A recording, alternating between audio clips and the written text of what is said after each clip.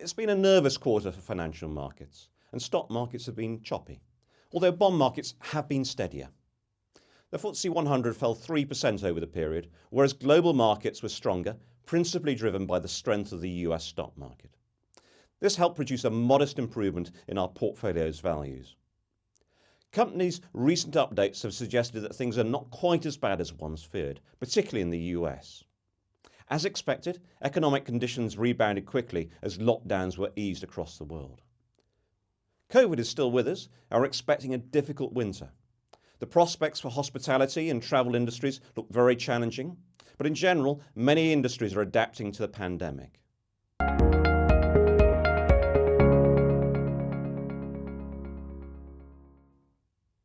While we acknowledge that the pandemic has accelerated the take-up of many technologies, tech company share prices have surged.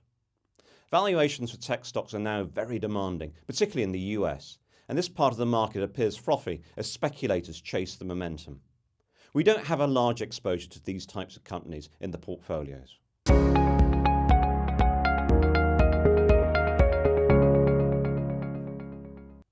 We've increased exposure to the Polar Capital Global Insurance position, which is a fund that is focused on American insurance businesses.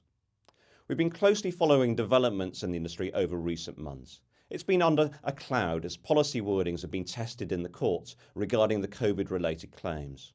Some early legal cases in the US are now being ruled in the insurance company's favour, and we feel more confident that the impact of COVID may be less than the market is fearing.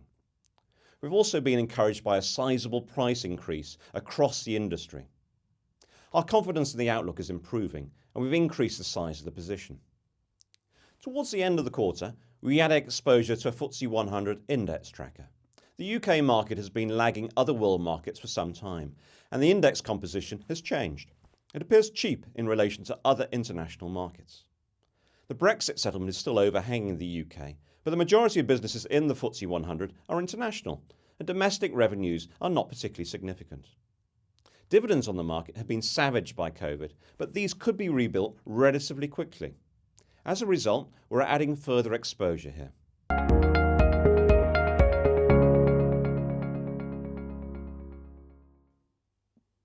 Well, the initial shock of COVID is behind us, and we're all adapting our lives. The worst affected businesses tend to be smaller firms such as dry cleaners and restaurants.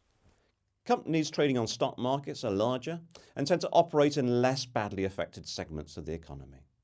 Profits have been hit hard, but we expect them to recover in time. There are plenty of uncertainties out there, such as the growth outlook and the possibility of higher taxes, but there also could be some good news, such as the arrival of a vaccine. We believe that the portfolio is well positioned in some interesting opportunities at the moment. We expect conditions to be challenging, but attractive returns could be generated over the coming quarters.